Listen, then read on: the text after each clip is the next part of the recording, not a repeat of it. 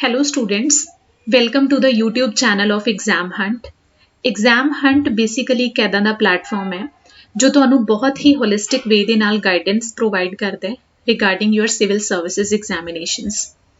Exam Hunt ਦਾ mission ਤੇ vision ਸਿਰਫ ਇੱਕੋ ਹੀ ਹੈ ਕਿ ਜਿਹੜੇ ਸਟੂਡੈਂਟਸ ਦੇ ਵਿੱਚ ਪੋਟੈਂਸ਼ੀਅਲ ਹੈ ਔਰ ਜਿਨ੍ਹਾਂ ਨੇ ਏਮ ਕੀਤਾ ਹੋਇਆ ਹੈ ਕਿ ਉਹਨਾਂ ਨੇ ਆਪਣੀ ਲਾਈਫ ਦੇ ਵਿੱਚ ਕੁਝ ਵੱਡਾ ਕਰਨਾ ਹੈ, ਉਹਨਾਂ ਨੇ ਆਫਿਸਰਸ ਬਣਨਾ ਹੈ, ਤਾਂ ਉਹਨਾਂ ਦੀ ਉਸ ਜਰਨੀ ਨੂੰ ਅਸੀਂ ਕਿਸ ਤਰੀਕੇ ਨਾਲ ਈਜ਼ੀ ਬਣਾ ਸਕਦੇ ਹਾਂ, ਕਿਸ ਤਰੀਕੇ ਨਾਲ ਇੱਕ ਫਨ ਬਣਾ ਸਕਦੇ ਹਾਂ, ਉਹਦੇ ਵਿੱਚੋਂ ਕੰਸਟ੍ਰੇਂਟਸ ਨੂੰ ਘਟਾ ਕੇ। ਉਹੀ ਸਾਡਾ ਸੋਲ ਆਬਜੈਕਟਿਵ ਹੈ। ਅੱਜ ਦਾ ਜੋ ਸੈਸ਼ਨ ਹੈ ਇਹ ਬਹੁਤ ਇੰਪੋਰਟੈਂਟ ਸੈਸ਼ਨ ਰਹਿਣ ਵਾਲਾ ਹੈ। ਵੈਸੇ ਤਾਂ ਸਾਰੇ ਹੀ ਸਟੂਡੈਂਟਸ ਲਈ ਇੰਪੋਰਟੈਂਟ ਹੈ, ਲੇਕਿਨ ਪਰਟੀਕੁਲਰਲੀ ਉਹਨਾਂ ਸਟੂਡੈਂਟਸ ਲਈ ਜ਼ਿਆਦਾ ਇੰਪੋਰਟੈਂਟ ਹੈ ਇਹ ਜਿਨ੍ਹਾਂ ਨੇ 2023 ਦੇ ਵਿੱਚ PCS ਦਾ ਐਗਜ਼ਾਮ ਦੇਣਾ ਹੈ। ਪੰਜਾਬ PCS ਦੀ ਗੱਲ ਕਰ ਰਹੀ ਹਾਂ ਮੈਂ। ਦੇਖੋ ਉੱਦਾਂ ਤਾਂ ਪੰਜਾਬ PCS ਦੀ ਜਿਹੜੀ ਨੋਟੀਫਿਕੇਸ਼ਨ ਹੈ ਨਾ ਉਹ ਹਜੇ ਤੱਕ ਰਿਲੀਜ਼ ਨਹੀਂ ਹੋਈ, ਲੇਕਿਨ ਅਸੀਂ ਨੋਟੀਫਿਕੇਸ਼ਨ ਰਿਲੀਜ਼ ਹੋਣ ਦਾ ਵੇਟ ਨਹੀਂ ਕਰਨਾ ਕਿਉਂਕਿ ਸਾਡੇ ਕੋਲ ਉਨਾ ਟਾਈਮ ਨਹੀਂ ਹੈ ਨਾ।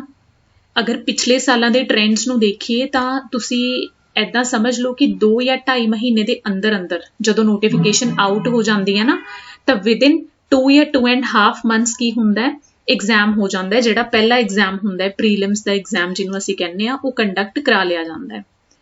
ਤਾਂ ਉਹ ਵਾਲਾ ਜਿਹੜਾ ਟਾਈਮ ਪੀਰੀਅਡ ਹੈ 2.5 months time, that I would say will be very less time ਔਰ ਉਦੋਂ ਤਾਂ ਬਹੁਤ ਘੱਟ ਹੋ ਜਾਏਗਾ ਅਗਰ ਤੁਹਾਡੀ ਕੋਈ ਪ੍ਰੈਪਰੇਸ਼ਨ ਪਹਿਲਾਂ ਨਹੀਂ ਹੈ, ਤੁਹਾਡੇ ਕੋਲ ਕੋਈ ਸਟ੍ਰੈਟਜੀ ਨਹੀਂ ਹੈ ਪਲਾਨਡ, ਤੁਹਾਡਾ ਬੁੱਕ ਲਿਸਟ ਹਜੇ ਤੁਹਾਡੀ ਫਾਈਨਲ ਨਹੀਂ ਹੈ, ਤੁਹਾਡਾ ਮਟੀਰੀਅਲ ਫਾਈਨਲ ਨਹੀਂ ਹੈ, ਕੁਝ ਵੀ ਤੁਸੀਂ ਕੰਸੋਲੀਡੇਟ ਕਰਕੇ ਆਪਣੇ ਕੋਲ ਹਜੇ ਨਹੀਂ ਰੱਖਿਆ ਹੋਇਆ, ਤਾਂ ਉਸ ਟਾਈਮ ਉਹ ਜਿਹੜਾ ਟਾਈਮ ਹੈ ਉਹ ਤੁਹਾਡੇ ਲਈ ਹੋਰ ਵੀ ਜ਼ਿਆਦਾ ਘੱਟ ਪ੍ਰੂਵ ਹੋ ਜਾਂਦਾ ਹੈ। ਠੀਕ ਹੈ, ਸੋ ਅਸੀਂ ਨੋਟੀਫਿਕੇਸ਼ਨ ਆਊਟ ਹੋਣ ਦਾ ਵੇਟ ਨਹੀਂ ਕਰਨਾ। ਓਬਵੀਅਸਲੀ ਜਦੋਂ ਨੋਟੀਫਿਕੇਸ਼ਨ ਆਊਟ ਹੋਏਗੀ ਉਸ ਟਾਈਮ ਵੀ ਉਹਦੀਆਂ ਸਾਰੀਆਂ ਡਿਟੇਲਸ ਤੁਹਾਡੇ ਨਾਲ ਸ਼ੇਅਰ ਕਰ ਦਿਆਂਗੇ ਤਾਂ ਕਿ ਤੁਹਾਨੂੰ ਇੱਕ ਆਈਡੀਆ ਹੋ ਜਾਏ ਕਿ ਕੀ ਮਾਈਨਿਊਟ ਤੋਂ ਮਾਈਨਿਊਟ ਡਿਟੇਲਸ ਨੇ ਜੋ ਤੁਸੀਂ ਫੋਲੋ ਕਰਨੀਆਂ ਨੇ ਐਗਜ਼ਾਮ ਨੂੰ ਦੇਣ ਲਈ।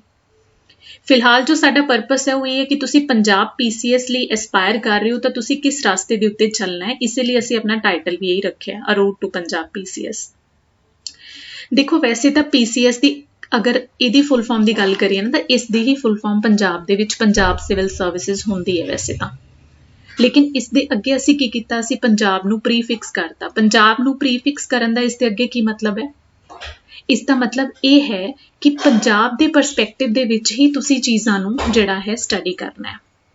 ਜ਼ਿਆਦਾਤਰ ਜੋ ਵੀ ਚੀਜ਼ਾਂ ਤੁਸੀਂ ਪੜ੍ਹੋਗੇ, ਚਾਹੇ ਉਹ ਜੀਓਗ੍ਰਾਫੀ ਹੈ, ਹਿਸਟਰੀ ਹੈ, ਪੋਲਿਟੀ ਹੈ, ਕਰੰਟ ਅਫੇਅਰਸ ਹੈ, ਕੁਝ ਵੀ ਹੈ, ਹਰ ਚੀਜ਼ ਨੂੰ ਤੁਸੀਂ ਪੜ੍ਹਨਾ ਹੈ ਵਿਦ ਰਿਸਪੈਕਟ ਟੂ ਪੰਜਾਬ, ਕਿਉਂਕਿ ਇਹੀ ਅਸੀਂ ਮਿਸਟੇਕ ਕਰਕੇ ਜਾਂਦੇ ਹਾਂ ਕਿ ਅਸੀਂ ਇੰਡੀਆ ਦੇ ਪਰਸਪੈਕਟਿਵ ਚੀਜ਼ਾਂ ਨੂੰ ਸਟੱਡੀ ਕਰ ਲੈਂਦੇ ਹਾਂ, ਲੇਕਿਨ ਪੰਜਾਬ ਵਾਲਾ ਜਿਹੜਾ ਉਹਦਾ ਪੁਆਇੰਟ ਹੈ ਉਹ ਅਸੀਂ ਸਕਿਪ ਕਰ ਦਿੰਦੇ ਹਾਂ ਕਈ ਵਾਰ।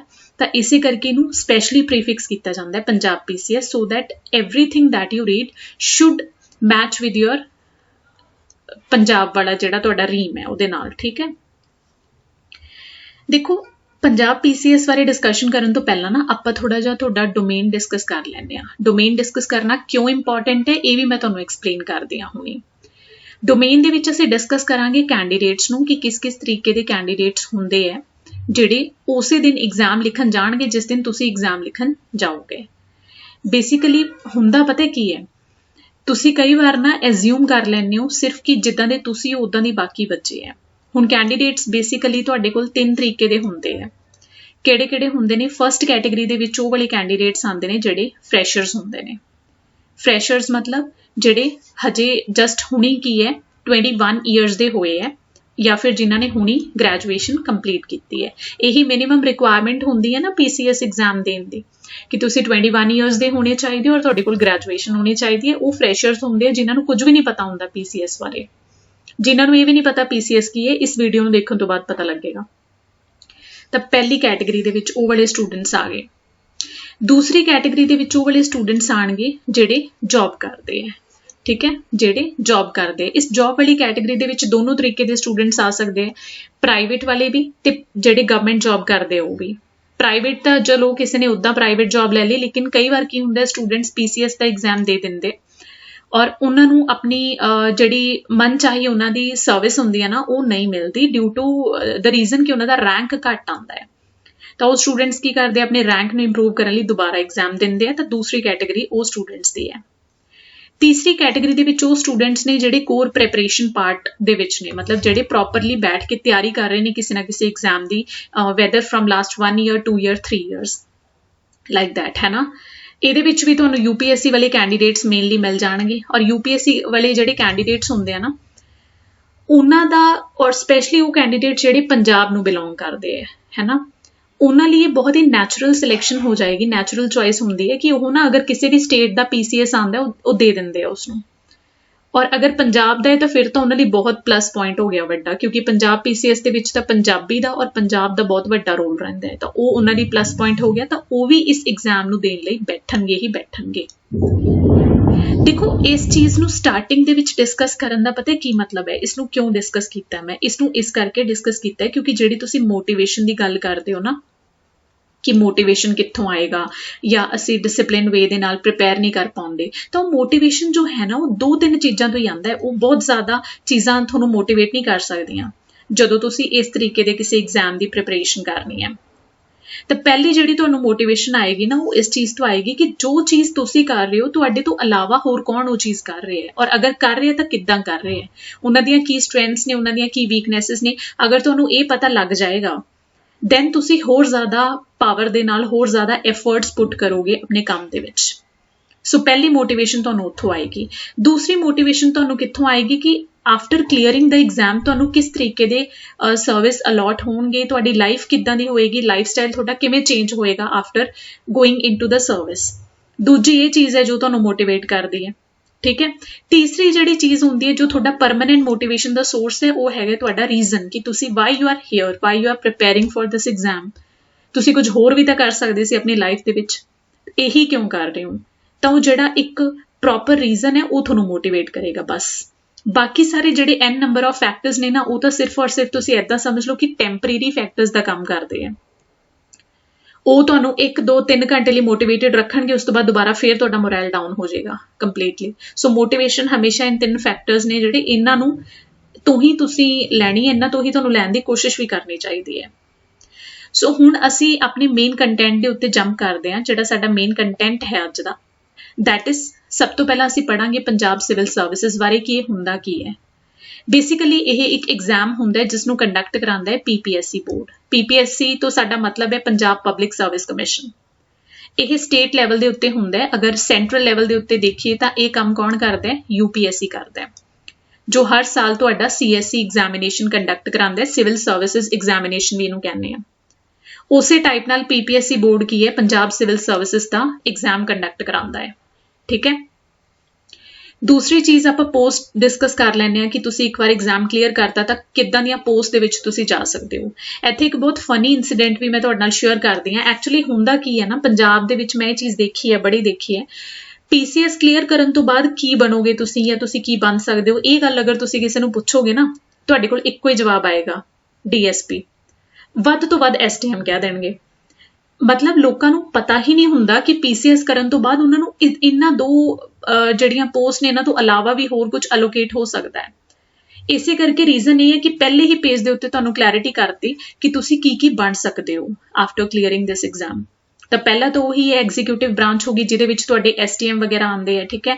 ਦੂਸਰਾ ਤਹਿਸੀਲਦਾਰ ਵੀ ਤੁਸੀਂ ਬਣ ਸਕਦੇ ਹੋ। ਡਿਪਟੀ ਸੁਪਰਿੰਟੈਂਡੈਂਟ ਆਫ ਪੁਲਿਸ ਇਹ ਤਾਂ ਆਪਣਾ ਫੇਵਰੇਟ ਵਾਲਾ ਹੋ ਗਿਆ। Then employment generation and training officer, then labour and conciliation officer, food supply and consumer affairs officer, block development and panchayat officer, district probation officer. ਆ ਜਿਹੜਾ ਲਿਖਿਆ ਹੋਇਆ ਪਤਾ ਕੀ ਹੈ? ਇਹ BDPO ਹੈ। ਜਦੋਂ ਪਿੰਡ ਦੇ ਵਿੱਚ ਕਿਸੇ ਦੀ ਕੁੜੀ ਜਾਂ ਮੁੰਡਾ BDPO ਲੱਗ ਜਾਂਦਾ, ਬਣਦੀ ਹੈ ਨਾ ਟੌਰ ਪੂਰੀ ਉਹਨਾਂ ਦੇ ਪਿੰਡ ਦੇ ਵਿੱਚ, ਤਾਂ ਇਹ ਚੀਜ਼ ਹੁੰਦੀ ਆ। ਤਾਂ ਉਸ ਟਾਈਮ ਸ਼ਾਇਦ ਉਹਨਾਂ ਨੂੰ ਵੀ ਨਹੀਂ ਪਤਾ ਹੁੰਦਾ ਕਿ ਇਹਦੀ ਫੁੱਲ ਫਾਰਮ ਆ ਹੁੰਦੀ ਹੈ, ਹਨਾ। ਤਾਂ ਇਹੀ ਕਿਉਂਕਿ ਸਟਾਰਟਿੰਗ ਤੋਂ ਕਲੈਰਿਟੀ ਨਾਲ ਨਹੀਂ ਚੱਲਦੇ ਬੱਚੇ, ਠੀਕ ਹੈ। ਤਾਂ ਸਟਾਰਟਿੰਗ ਤੋਂ ਇਸ ਤਰੀਕੇ ਦੀ ਅਗਰ ਤੁਸੀਂ ਕ੍ਰਿਸਟਲ ਕਲੀਅਰ ਅਪਰੋਚ ਦੇ ਨਾਲ ਕੰਮ ਕਰੋਗੇ ਨਾ, ਉਹਦੇ ਨਾਲ ਤੁਹਾਡੀ ਜਰਨੀ ਈਜ਼ੀ ਹੋ ਜਾਂਦੀ ਹੈ। ਬਸ ਇੰਨਾ ਹੀ ਹੈ। ਬਹੁਤ ਈਜ਼ੀਲੀ ਸੌਰਟਡ ਤਰੀਕੇ ਦੇ ਨਾਲ ਤੁਸੀਂ ਆਪਣੀ ਪ੍ਰਿਪਰੇਸ਼ਨ ਆਰਗੇਨਾਈਜੇਸ਼ਨਲ ਵੇ ਦੇ ਨਾਲ ਕਰਦੇ ਹੋ, ਔਰ ਇਹੀ ਪਰਪਸ ਹੈ ਇਸ ਸੈਸ਼ਨ ਨੂੰ ਡਿਜ਼ਾਈਨ ਕਰਨ ਦਾ, ਠੀਕ ਹੈ। ਹੁਣ ਆਪਾਂ ਅੱਗੇ ਸਟੱਡੀ ਕਰਦੇ ਹਾਂ ਦਾ ਐਗਜ਼ਾਮ ਪੈਟਰਨ ਕੀ ਹੁੰਦਾ ਹੈ। ਐਗਜ਼ਾਮ ਪੈਟਰਨ ਜੋ ਹੈ ਉਹ ਬਹੁਤ ਵੀ ਮਤਲਬ ਕੰਪਲਿਕੇਟਡ ਐਗਜ਼ਾਮ ਪੈਟਰਨ ਨਹੀਂ ਹੈ, ਬਿਲਕੁਲ ਸਿੰਪਲ ਜਿਹਾ ਐਗਜ਼ਾਮ ਪੈਟਰਨ ਹੈ। 3 ਸਟੇजेस ਦਾ ਐਗਜ਼ਾਮ ਹੁੰਦਾ ਹੈ, ਠੀਕ ਹੈ। 1 by 1 ਕਰਕੇ ਪੁਆਇੰਟ ਵਾਈਜ਼ ਫਾਰਮੈਟ 'ਚ ਆਪਾਂ ਉਹਨਾਂ ਨੂੰ ਡਿਸਕਸ ਕਰਦੇ ਹਾਂ। जो फर्स्ट स्टेज होंदी है ਉਹਦੇ ਵਿੱਚ ਹੁੰਦਾ ਪ੍ਰੀਲਿਮਿਨਰੀ ਐਗਜ਼ਾਮੀਨੇਸ਼ਨ, ਜਿਹਨੂੰ ਸ਼ਾਰਟ ਫਾਰਮ ਦੇ ਵਿੱਚ ਅਸੀਂ ਪ੍ਰੀਲਿਮਸ ਦਾ ਐਗਜ਼ਾਮ ਜਾਂ ਪ੍ਰੀ ਦਾ ਐਗਜ਼ਾਮ ਵੀ ਕਹਿ ਦਿੰਦੇ ਹਾਂ। ਇੱਕ ਚੀਜ਼ ਤਾਂ ਇਹ ਦਿਮਾਗ ਦੇ ਵਿੱਚ ਰੱਖੋ ਕਿ ਇਹ ਜਿਹੜਾ ਪੇਪਰ ਹੈ ਨਾ, ਇਹ ਤੁਹਾਡਾ ਇੱਕ ਦਿਨ ਦੇ ਅੰਦਰ ਹੀ ਹੋ ਜਾਏਗਾ।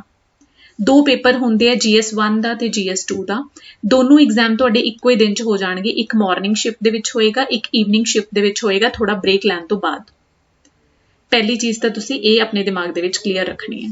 ਦੂਸਰੀ ਚੀਜ਼ ਤੁਸੀਂ ਇਹ ਕਲੀਅਰ ਰੱਖਣੀ ਹੈ ਆਪਣੇ ਮਾਈਂਡ ਦੇ ਵਿੱਚ ਕਿ ਇਹ ਜਿਹੜਾ ਪੇਪਰ ਹੁੰਦਾ ਹੈ, ਇਹ ਆਬਜੈਕਟਿਵ ਨੇਚਰ ਦਾ ਪੇਪਰ ਹੁੰਦਾ ਹੈ। ਆਬਜੈਕਟਿਵ ਦਾ ਮਤਲਬ ਕੀ ਹੈ ਕਿ ਤੁਹਾਡੇ ਸਾਹਮਣੇ 4 ਆਪਸ਼ਨਸ ਦਿੱਤੇ ਜਾਣਗੇ, ਉਹਨਾਂ 'ਚੋਂ ਤੁਸੀਂ ਆਪਣਾ ਆਨਸਰ ਸਿਲੈਕਟ ਕਰਨਾ ਹੋਏਗਾ, ਟਿਕ ਕਰਨਾ ਹੋਏਗਾ। That is objective type. OMR sheet ਭਰਨੀ ਹੋਏਗੀ, ਠੀਕ ਹੈ। ਤਾਂ ਦੂਸਰੀ ਚੀਜ਼ ਇਹ ਹੋਗੀ।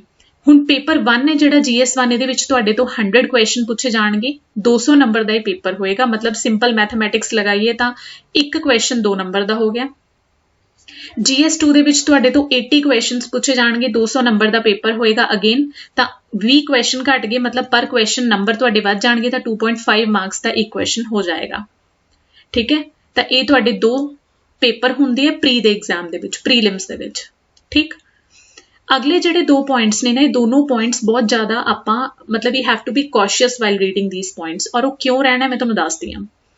ਪਹਿਲਾ ਪੁਆਇੰਟ ਕੀ ਹੈ ਕਿ ਹਰ ਪੇਪਰ ਦੇ ਮਾਰਕਸ ਨੂੰ ਮੈਰਿਟ ਦੇ ਵਿੱਚ ਕਾਊਂਟ ਕੀਤਾ ਜਾਏਗਾ। ਸਿੰਪਲ ਜਿਹਾ ਮਤਲਬ ਇਹਦਾ ਕੀ ਹੈ ਕਿ ਜਿਹੜਾ GS2 ਦਾ ਪੇਪਰ ਹੈ, ਜਿਸ ਨੂੰ ਅਸੀਂ CSAT ਦਾ ਪੇਪਰ ਵੀ ਕਹਿ ਦਿੰਦੇ ਹਾਂ, ਸਿਵਲ ਸਰਵਿਸਿਜ਼ ਐਪਟੀਟਿਊਡ ਟੈਸਟ, ਇਹ ਪੇਪਰ ਇਹਦੇ ਵਿੱਚ ਨਾ ਕੁਆਲੀਫਾਈਂਗ ਨੇਚਰ ਦਾ ਨਹੀਂ ਹੈ। ਪਹਿਲੀ ਚੀਜ਼ ਤਾਂ ਇਹਦੇ ਨਾਲ ਇਹ ਕਲੀਅਰ ਹੁੰਦੀ ਹੈ। ਮਤਲਬ ਇਹ ਜਸਟ ਕੁਆਲੀਫਾਈਂਗ ਨੇਚਰ ਦਾ ਨਹੀਂ ਹੈ ਜਿਵੇਂ UPSC ਦੇ ਵਿੱਚ ਹੁੰਦਾ। ਉਹਦੇ ਵਿੱਚ 67 ਮਾਰਕਸ ਲੈ ਲੋਗੇ ਤਾਂ ਹੋ ਜਾਏਗਾ, ਲੇਕਿਨ ਇਸ 'ਚ ਨਹੀਂ ਹੋਏਗਾ। ਮਤਲਬ ਇਸ 'ਚ ਹੋ ਜਾਏਗਾ, ਲੇਕਿਨ ਉਹ ਤੁਹਾਡੀ ਮੈਰਿਟ ਲਿਸਟ ਦੇ ਵਿੱਚ ਕਾਊਂਟ ਹੋਣਗੇ ਨੰਬਰ। ਤਾਂ ਮਤਲਬ ਤੁਹਾਡੇ ਲਈ ਇੰਪੋਰਟੈਂਟ ਕੀ ਹੈ? ਇੰਪੋਰਟੈਂਟ ਇਹ ਹੈ ਕਿ ਜਿੰਨਾ ਟਾਈਮ ਔਰ એનર્ਜੀ ਤੁਸੀਂ ਡਿਵੋਟ ਕਰਦੇ ਹੋ GS1 ਦੀ ਪ੍ਰੈਪਰੇਸ਼ਨ ਦੇ ਵਿੱਚ, ਬਿਲਕੁਲ ਇਕੁਅਲ ਟਾਈਮ ਔਰ એનર્ਜੀ ਤੁਹਾਨੂੰ ਡਿਵੋਟ ਕਰਨਾ ਚਾਹੀਦਾ ਹੈ GS2 ਦੀ ਪ੍ਰੈਪਰੇਸ਼ਨ ਦੇ ਵਿੱਚ ਵੀ, ਬਿਕੋਜ਼ ਇਹ ਦੋਨੋਂ ਹੀ ਤੁਹਾਡੇ ਡਿਸਾਈਡਿੰਗ ਫੈਕਟਰਸ ਨੇ ਪ੍ਰੀਲਿਮਸ ਦੇ ਕੇਸ ਦੇ ਵਿੱਚ। ਅਗਰ ਆਪਾਂ ਦੇਖੀਏ ਤਾਂ ਪਹਿਲੀ ਜਿਹੜੀ ਐਦਾਂ ਕਹਿ ਲਓ ਕਿ ਸਭ ਤੋਂ ਵੱਡਾ ਜਿਹੜਾ ਡਿਫਰੈਂਸ ਹੈ UPSC ਔਰ PCS ਦੇ ਵਿੱਚੋਂ ਇਹੀ ਹੈ। ਦੂਸਰਾ ਡਿਫਰੈਂਸ ਆਪਾਂ ਦੇਖਦੇ ਹਾਂ ਕਿ ਇਸ ਦੇ ਵਿੱਚ ਨਾ ਨੈਗੇਟਿਵ ਮਾਰਕਿੰਗ ਨਹੀਂ ਹੁੰਦੀ। ਤੁਸੀਂ ਪੁੱਛੋਗੇ ਕਿ ਨੈਗੇਟਿਵ ਮਾਰਕਿੰਗ ਨਹੀਂ ਹੁੰਦੀ ਪ੍ਰੀ ਦੇ ਵਿੱਚ, ਤਾਂ ਹਾਂਜੀ ਨੈਗੇਟਿਵ ਮਾਰਕਿੰਗ ਨਹੀਂ ਹੁੰਦੀ। ਮੈਨੂੰ ਪਤਾ ਇਹ ਚੀਜ਼ ਸੁਣ ਕੇ ਨਾ ਬਹੁਤ ਸਾਰੇ ਜਿਹੜੇ ਹੁਣ ਆਹ ਵੀਡੀਓ ਦੇਖ ਰਹੇ ਆ, ਤਾਂ ਬਹੁਤ ਸਾਰੇ ਲੋਕਾਂ ਦੇ ਫੇਸ ਤੇ ਨਾ ਸਮਾਈਲ ਆ ਗਈ ਹੋਣੀ ਹੈ ਬਹੁਤ ਵੱਡੀ ਜੀ, ਕਿਉਂਕਿ ਨੈਗੇਟਿਵ ਮਾਰਕਿੰਗ ਤੋਂ ਸਾਨੂੰ ਐਵੇਂ ਹੀ ਡਰ ਲੱਗਦਾ ਬਹੁਤ ਜ਼ਿਆਦਾ, ਨੈਗੇਟਿਵ ਹੈ ਪੇਪਰ ਦੇ ਵਿੱਚ, ਹੈ ਨਾ। ਤਾਂ ਨਹੀਂ ਹੈਗੀ ਸੁਣ ਕੇ ਤਾਂ ਮਤਲਬ ਮਜ਼ਾ ਹੀ ਆ ਜਾਂਦਾ ਫਿਰ। ਪਰ ਇੱਕ ਹੋਰ ਚੀਜ਼ ਉਹਦੇ ਅੱਗੇ ਲਿਖੀ ਹੋਈ ਹੈ, ਇਹਨੂੰ ਥੋੜਾ ਧਿਆਨ ਨਾਲ ਪੜ੍ਹ ਲਿਓ। ਟਿਲ ਡੇਟ, ਹੈ ਨਾ। ਟਿਲ ਡੇਟ ਦਾ ਕੀ ਮਤਲਬ ਹੈ? ਟਿਲ ਡੇਟ ਦਾ ਮਤਲਬ ਇਹ ਹੈ ਕਿ PPSC ਬੋਰਡ ਜਿਸਨੇ ਇਹ ਐਗਜ਼ਾਮ ਕੰਡਕਟ ਕਰਾਉਣਾ ਹੈ, ਉਸਨੇ ਪਿਛਲੇ 1-2 ਸਾਲਾਂ ਦੇ ਵਿੱਚ ਜਿਹੜੇ ਹੋਰ ਐਗਜ਼ਾਮ ਕੰਡਕਟ ਕਰਾਏ ਆ ਨਾ, ਜਿਨ੍ਹਾਂ ਦੇ ਵਿੱਚ ਪਹਿਲਾਂ ਨੈਗੇਟਿਵ ਮਾਰਕਿੰਗ ਨਹੀਂ ਹੁੰਦੀ ਸੀ, ਇਹਨਾਂ ਨੇ ਕਿਆ ਕੀਤਾ ਹੈ, ਉਹਦੇ 'ਚ ਨੈਗੇਟਿਵ ਮਾਰਕਿੰਗ ਨੂੰ ਇੰਟਰੋਡਿਊਸ ਕਰਤਾ ਇਹਨਾਂ ਨੇ। ਔਰ ਇਸ ਦਾ ਸਭ ਤੋਂ ਵੱਡਾ ਐਗਜ਼ਾਮਪਲ ਜਿਹੜਾ ਸਾਨੂੰ ਦੇਖਣ ਨੂੰ ਮਿਲਿਆ ਉਹ ਕੀ ਹੈ? ਨਾਇਬ ਤਹਿਸੀਲਦਾਰ ਦਾ ਐਗਜ਼ਾਮ, ਜਿਸ ਤੇ ਹੁਣ ਰੀਸੈਂਟ ਕੰਟਰੋਵਰਸੀ ਵੀ ਚੱਲ ਰਹੀ ਹੈ। ਉਸ 'ਚ ਪਹਿਲਾਂ ਨਹੀਂ ਸੀ ਹੁੰਦੀ ਨੈਗੇਟਿਵ ਮਾਰਕਿੰਗ, ਲੇਕਿਨ ਇਹਨਾਂ ਨੇ ਹੁਣ ਇੰਟਰੋਡਿਊਸ ਕਰਤੀ 1/4। ਸੋ ਨੈਗੇਟਿਵ ਮਾਰਕਿੰਗ ਨਹੀਂ ਹੈਗੀ, ਇਸ ਚੀਜ਼ ਨੂੰ ਲੈ ਕੇ ਆਪਾਂ ਜ਼ਿਆਦਾ ਖੁਸ਼ ਨਹੀਂ ਹੋਣਾ, ਠੀਕ ਹੈ। ਐਂਡ ਆਈ ਵੁੱਡ ਸੇ ਕਿ whether there is negative marking or whether there is no any negative marking, both these factors should not impact or should not affect your preparation at all. ਤੁਸੀਂ ਕਿਸੇ ਵੀ ਤਰੀਕੇ ਨਾਲ ਨਾ ਆਪਣੇ ਆਪ ਨੂੰ ਇਸ ਚੀਜ਼ ਤੋਂ ਅਫੈਕਟ ਨਹੀਂ ਹੋਣ ਦੇਣਾ। ਪ੍ਰੈਪਰੇਸ਼ਨ ਇੰਨੀ ਜ਼ਿਆਦਾ ਹਾਈ ਫਾਈ ਹੋਣੀ ਚਾਹੀਦੀ ਹੈ ਕਿ ਇਸ ਫੈਕਟਰ ਦਾ ਕੋਈ ਇੰਪੈਕਟ ਨਹੀਂ ਪੈਣਾ ਚਾਹੀਦਾ ਉਹਦੇ ਤੇ, ਠੀਕ ਹੈ। ਚਲੋ ਹੁਣ ਪਤਾ ਲੱਗ ਗਿਆ, ਫੀਚਰਸ ਪਤਾ ਲੱਗ ਗਏ, ਪੇਪਰ ਪਤਾ ਲੱਗ ਗਏ, ਅਸੀਂ ਕਲੀਅਰ ਵੀ ਕਰ ਲਿਆ ਪੇਪਰ, ਤਾਂ ਕੀ ਹੋ ਗਿਆ? ਹੁਣ ਲੱਗ ਗਏ DSP ਆਪਾਂ? ਤਾਂ ਨਹੀਂ ਜੀ, ਹਜੇ ਆਪਾਂ DSP ਨਹੀਂ ਲੱਗੇ। ਹਜੇ ਆਪਾਂ ਨੂੰ ਸਿਰਫ ਟਿਕਟ ਮਿਲੀ ਹੈ, ਸਿਰਫ ਇੱਕ ਐਡਮਿਟ ਕਾਰਡ ਮਿਲਿਆ, ਜਿਸ ਨੂੰ ਲੈ ਕੇ ਆਪਾਂ ਕਿੱਥੇ ਜਾ ਸਕਦੇ ਹਾਂ? ਮੇਨਸ ਲਿਖਣ ਜਾ ਸਕਦੇ ਹਾਂ। ਤਾਂ ਇਸੇ ਦੇ ਨਾਲ ਆਪਣੀ ਕੀ ਹੁੰਦੀ ਹੈ, ਸੈਕਿੰਡ ਸਟੇਜ ਆ ਜਾਂਦੀ ਹੈ ਪੇਪਰ ਦੀ, ਜਿਸ ਨੂੰ ਅਸੀਂ ਮੇਨਸ ਦਾ ਐਗਜ਼ਾਮੀਨੇਸ਼ਨ ਕਹਿੰਦੇ ਹਾਂ, ਠੀਕ ਹੈ। ਮੇਨਸ ਦਾ ਐਗਜ਼ਾਮੀਨੇਸ਼ਨ ਦੇ ਵਿੱਚ ਟੋਟਲ 7 ਪੇਪਰ ਹੁੰਦੇ ਆ, ਔਰ 7 ਦੇ 7 ਪੇਪਰ ਤੁਹਾਡੇ ਹੁੰਦੇ ਆ ਜਿਹੜੇ ਉਹ ਸਬਜੈਕਟਿਵ ਨੇਚਰ ਦੇ ਹੁੰਦੇ ਆ। ਸਬਜੈਕਟਿਵ ਨੇਚਰ ਦਾ ਮਤਲਬ ਹੁੰਦਾ ਹੈ ਕਿ ਤੁਸੀਂ ਉੱਥੇ ਜਾ ਕੇ ਲਿਖਣਾ ਹੈ, ਤੁਹਾਨੂੰ ਆਪਸ਼ਨਸ ਨਹੀਂ ਡਿਸਪਲੇ ਹੋਣਗੇ, ਤੁਸੀਂ ਆਨਸਰਸ ਲਿਖਣੇ ਆ ਉੱਥੇ। ਤਾਂ ਹੁਣ ਓਬਵੀਅਸ ਜੀ ਗੱਲ ਹੈ, 7 ਪੇਪਰ ਹੈ, ਸਬਜੈਕਟਿਵ ਹੈ, ਤਾਂ ਇੱਕ ਦਿਨ 'ਚ ਤਾਂ ਨਹੀਂ ਹੋਣਗੇ, ਤਾਂ ਕੁਝ ਦਿਨਾਂ ਦੇ ਵਿੱਚ ਹੁੰਦੇ ਆ ਇਹ ਪੇਪਰ, ਇੱਕ ਦਿਨ ਦੇ ਵਿੱਚ ਨਹੀਂ ਹੁੰਦੇ, ਠੀਕ ਹੈ। ਪੇਪਰਸ ਕਿਹੜੇ-ਕਿਹੜੇ ਹੁੰਦੇ ਆ ਉਹਨਾਂ ਨੂੰ ਡਿਸਕਸ ਕਰ ਲੈਂਦੇ ਆ। 7 ਪੇਪਰਾਂ ਦੇ ਵਿੱਚੋਂ ਪਹਿਲੇ ਜੋ 3 ਮਤਲਬ ਪੇਪਰ ਨੇ ਉਹਨਾਂ ਨੂੰ ਮੈਂ ਅਲੱਗ ਤੋਂ ਮੈਂਸ਼ਨ ਕੀਤਾ ਸਟਾਰਟਿੰਗ ਦੇ ਵਿੱਚ, ਔਰ ਅਲੱਗ ਤੋਂ ਕਿਉਂ ਕੀਤਾ ਮੈਂ ਦੱਸਦੀ ਹਾਂ। ਪਹਿਲਾਂ ਦੇਖਦੇ ਹਾਂ ਕਿ ਪਹਿਲਾ ਪੇਪਰ ਹੁੰਦਾ ਪੰਜਾਬੀ ਦਾ 100 ਮਾਰਕਸ ਦਾ ਹੁੰਦਾ, ਦੂਸਰਾ ਪੇਪਰ ਹੁੰਦਾ ਇੰਗਲਿਸ਼ ਦਾ 100 ਮਾਰਕਸ ਦਾ, ਤੀਸਰਾ ਪੇਪਰ ਹੁੰਦਾ ਜਿਸ 'ਚ ਤੁਸੀਂ ਐਸੇ ਲਿਖਣਾ ਹੁੰਦਾ 150 ਮਾਰਕਸ ਦਾ। ਟੋਟਲ ਅਗਰ ਇਹਨਾਂ ਦਾ ਦੇਖੀਏ ਤਾਂ 350 ਮਾਰਕਸ ਹੋ ਗਏ। ਠੀਕ ਹੈ, ਇਹਨਾਂ ਤਿੰਨਾਂ ਐਗਜ਼ਾਮਸ ਨੂੰ ਮੈंने ਅਲੱਗ ਤੋਂ ਇਸ ਕਰਕੇ ਮੈਂਸ਼ਨ ਕੀਤਾ ਕਿਉਂਕਿ ਕਈ ਵਾਰ ਪਤਾ ਕੀ ਹੁੰਦਾ ਬੱਚੇ ਪਤਾ ਕੀ ਕਰਦੇ ਆ, ਇਹਨਾਂ ਤਿੰਨਾਂ ਐਗਜ਼ਾਮਸ ਨੂੰ ਆਲਮੋਸਟ ਉਹ ਨਿਗਲੈਕਟ ਕਰਕੇ ਚਲੇ ਜਾਂਦੇ ਆਪਣੀ ਪ੍ਰੈਪਰੇਸ਼ਨ 'ਚ ਔਰ ਸਾਰਾ ਦਾ ਸਾਰਾ ਆਪਣਾ ਫੋਕਸ ਲਗਾਉਂਦੇ ਆ GS ਦੀ ਪ੍ਰੈਪਰੇਸ਼ਨ ਦੇ ਵਿੱਚ, ਜਦੋਂ ਕਿ ਤੁਸੀਂ ਵੇਟੇਜ ਚੈੱਕ ਕਰ ਸਕਦੇ ਹੋ ਕਿ ਇੱਥੇ ਕਿੰਨੀ ਹੈ 350 ਮਾਰਕਸ ਨੇ ਹੀ ਔਰ ਇੱਕ ਨੰਬਰ ਦੀ ਫਾਈਟ ਹੈ ਇੱਥੇ ਤਾਂ ਫਿਰ ਵੀ 350 ਮਾਰਕਸ ਦੀ ਗੱਲ ਹੋ ਰਹੀ ਹੈ। ਸੋ ਤੁਹਾਨੂੰ ਰეკਮੈਂਡੇਸ਼ਨ ਵੀ ਇਹੀ ਹੈ, ਐਡਵਾਈਸ ਵੀ ਇਹੀ ਹੈ ਕਿ ਇਹ ਤਿੰਨੋਂ ਜਿਹੜੇ ਐਗਜ਼ਾਮ ਤੁਹਾਡੇ ਹੈਗੇ ਆ ਨਾ ਇਹਨਾਂ ਨੂੰ ਐਟ ਐਨੀ ਕੋਸਟ ਤੁਸੀਂ ਇਹਨਾਂ ਨੂੰ ਇਗਨੋਰ ਕਰਕੇ ਨਹੀਂ ਜਾ ਸਕਦੇ, ਨਿਗਲੈਕਟ ਨਹੀਂ ਕਰ ਸਕਦੇ। You have to give time, you have to devote your time ਅਗਰ ਤੁਸੀਂ ਕ੍ਰੈਕ ਕਰਨਾ ਹੈ ਤਾਂ। ਠੀਕ ਹੈ, ਤਾਂ ਪਹਿਲੇ 3 ਐਗਜ਼ਾਮਸ ਦੀ ਆਪਣੀ ਇੱਥੇ ਗੱਲ ਹੋ ਜਾਂਦੀ ਹੈ ਕੰਪਲੀਟ। ਇਸ ਤੋਂ ਬਾਅਦ ਆਪਾਂ ਕਰਦੇ ਹਾਂ ਅਗਲੇ 4 ਪੇਪਰਾਂ ਦੀ ਗੱਲ। ਇੱਕ ਗੱਲ ਤਾਂ ਇਹ ਕਲੀਅਰ ਰੱਖਣੀ ਇਹਨਾਂ ਬਾਰੇ ਕਿ ਇਹ ਸਾਰੇ ਚਾਰੋਂ ਪੇਪਰ ਬਾਕੀ 250-250 ਨੰਬਰ ਦੇ ਹੁੰਦੇ ਆ, 250 ਮਾਰਕਸ ਦੇ ਹੁੰਦੇ ਆ। ਪੈਟਰਨ ਬਿਲਕੁਲ ਤੁਹਾਨੂੰ ਸੇਮ ਲੱਗੇਗਾ UPSC ਵਰਗਾ, ਸਪੈਸ਼ਲੀ ਜਿਨ੍ਹਾਂ ਨੇ ਪੇਪਰ ਦਿੱਤਾ ਹੈ ਜਾਂ ਦੇਣਾ ਹੈ UPSC ਦਾ ਉਹਨਾਂ ਨੂੰ ਤਾਂ ਬਹੁਤ ਜ਼ਿਆਦਾ ਹੀ ਮਤਲਬ ਅੱਖਾਂ ਦੇ ਸਾਹਮਣੇ ਹੀ ਦਿਖੇਗਾ ਸਿਮਿਲਰ ਪੈਟਰਨ। ਤਾਂ GS1, GS2, GS3, GS4 ਇਹ ਸਾਰੇ ਪੇਪਰਸ ਹੁੰਦੇ ਹੈ।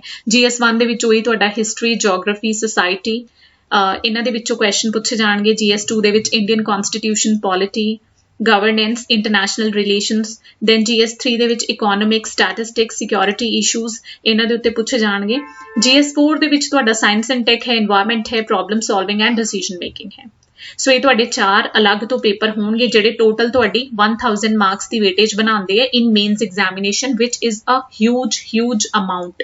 ਇਸੇ ਕਰਕੇ ਕੈਂਡੀਡੇਟਸ ਦਾ ਜਿਹੜਾ ਫੋਕਸ ਹੈ ਉਹ ਇਹਨਾਂ ਦੇ ਉੱਤੇ ਰਹਿੰਦਾ ਹੈ ਔਰ ਰਹਿਣਾ ਵੀ ਚਾਹੀਦਾ। ਲੇਕਿਨ ਮੇਰਾ ਕਹਿਣ ਦਾ ਮਤਲਬ ਇਹ ਸੀਗਾ ਕਿ ਉਹ ਜੋ ਬਾਕੀ ਦੇ ਬਚੇ ਹੋਏ 350 ਨੰਬਰ ਹੈ ਨਾ ਉਹਨਾਂ ਤੇ ਵੀ ਫੋਕਸ ਆਪਾਂ ਰੱਖਣਾ ਹੈ, ਉਹਨਾਂ ਨੂੰ ਛੱਡ ਕੇ ਨਹੀਂ ਜਾਣਾ।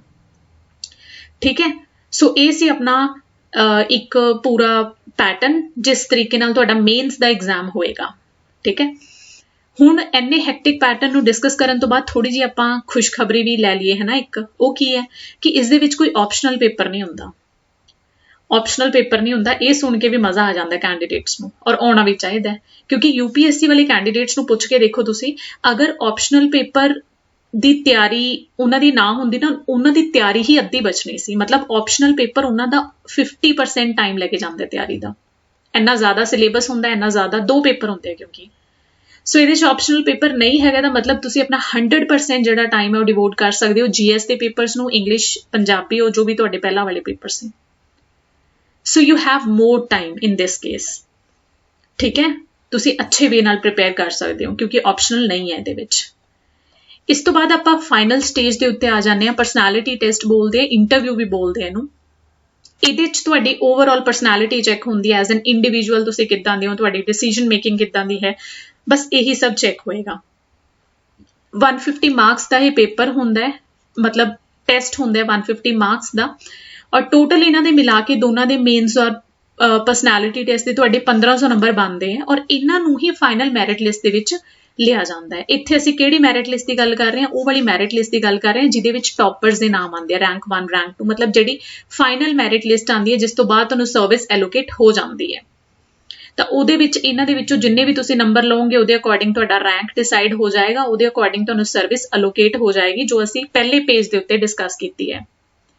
ਠੀਕ, ਸੋ ਇੱਥੇ ਤੱਕ ਆਪਣਾ ਐਗਜ਼ਾਮ ਦਾ ਪੂਰਾ ਕੰਪਲੀਟ ਹੋ ਚੁੱਕਿਆ। ਕੀ ਪੈਟਰਨ ਹੈ, ਕੀ ਸਟੇਜਸ ਰਹਿਣਗੀਆਂ, ਤੁਸੀਂ ਕਿਸ ਵੇ ਨਾਲ ਪ੍ਰੋਸੀਡ ਕਰਨਾ ਹੈ।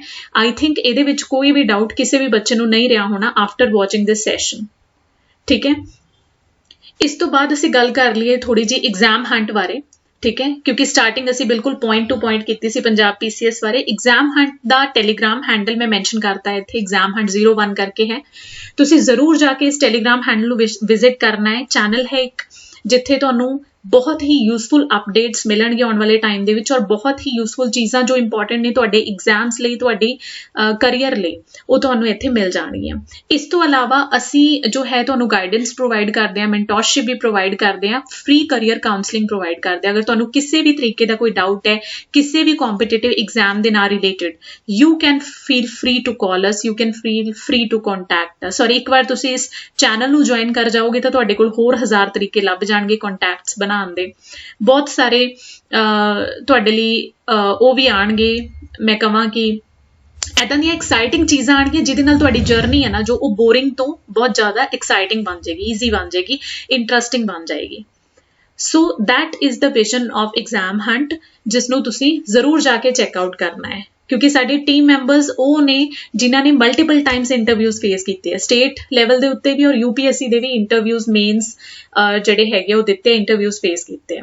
ਸੋ ਇੱਕ ਬਹੁਤ ਹੀ ਅੱਛਾ ਤੁਹਾਡੇ ਲਈ ਇਹ ਮੌਕਾ ਹੈ ਕਿ ਤੁਸੀਂ ਇਨਗ੍ਰੇਨ ਕਰ ਸਕਦੇ ਹੋ ਆਪਣੇ ਅੰਦਰ ਸਾਰੀਆਂ ਉਹ ਫੀਚਰ, ਸਾਰੇ ਉਹ ਐਕਸਪੀਰੀਅੰਸਿਸ ਜੋ ਅਸੀਂ ਐਕਸਪੀਰੀਅੰਸ ਕੀਤੇ ਹੋਏ ਹੈ, ਤਾਂ ਕਿ ਤੁਹਾਨੂੰ ਤੁਹਾਡੀ ਜਰਨੀ ਦੇ ਵਿੱਚ ਨਾ ਕੋਈ ਉਸ ਤਰੀਕੇ ਦੀ ਪ੍ਰੋਬਲਮ ਨਾ ਆਵੇ ਜੋ ਕਿ ਬਿਲਕੁਲ ਹੀ ਮਤਲਬ ਜੋ ਅਸੀਂ ਤੁਹਾਨੂੰ ਡਿਲੀਵਰ ਕਰ ਸਕਦੇ ਹਾਂ, ਜੋ ਮਿਸਟੇਕਸ ਅਸੀਂ ਕੀਤੀਆਂ ਉਹ ਤੁਸੀਂ ਨਾ ਕਰੋ। ਬਸ ਇਹ ਪਰਪਸ ਹੈ ਇਹ ਚੀਜ਼ ਦਾ, ठीक है। तो जरूर जाके तुसी इस टैलीग्राम हैंडल नू विजिट करना है और ज्वाइन करना है, सो दैट तुसी अपडेट रह सको, हर चीज़ लई तुसी अपडेटेड रह सको फ्यूचर दे विच, ठीक है। सो अज दे सैशन दे विच आपां इन्ना ही करांगे। मैं सिर्फ इन्ना ही कहना चाहनी हाँ कि ये जो तुहाडी एज है ना 21 तो लेके 25 तक की जो साडी एज हुंदी है ना, यही साडी पूरी लाइफ दे तुसी इदां कह लो कि गोल्डन ईयर्स हुंदे है। इस टाइम दे विच तुसी अगर इन्वेस्टमेंट किसी गलत जगह ते या किसी गलत काम दे उत्ते कर दित्ती, दैन तुहाडी सारी जिंदगी बर्बाद हो जाएगी। लेकिन अगर तुसी यही 5 साल इन्वेस्ट करते किसी ऐदां दी जगह ते, किसी ऐदां दे काम ते जिस नाल तुहाडी पूरी दी पूरी लाइफ चेंज हो सकती है, तो डेफिनेटली तुहाडी लाइफ चेंज होएगी और तुहाडी अगे जिहड़ी आउण वाली लाइफ है वो बहुत ज़्यादा स्पार्कलिंग होएगी, बिलीव मी। सो उसे चीज़ नूं अगे डायरैक्ट करन दा जो साडा है परपस, उसे दे नाल रिलेटेड असीं सैशनस अगे भी लैके आंदे रहांगे। अज दे सैशन दे लई इन्ना ही। Thank you so much for today's session, thanks a lot.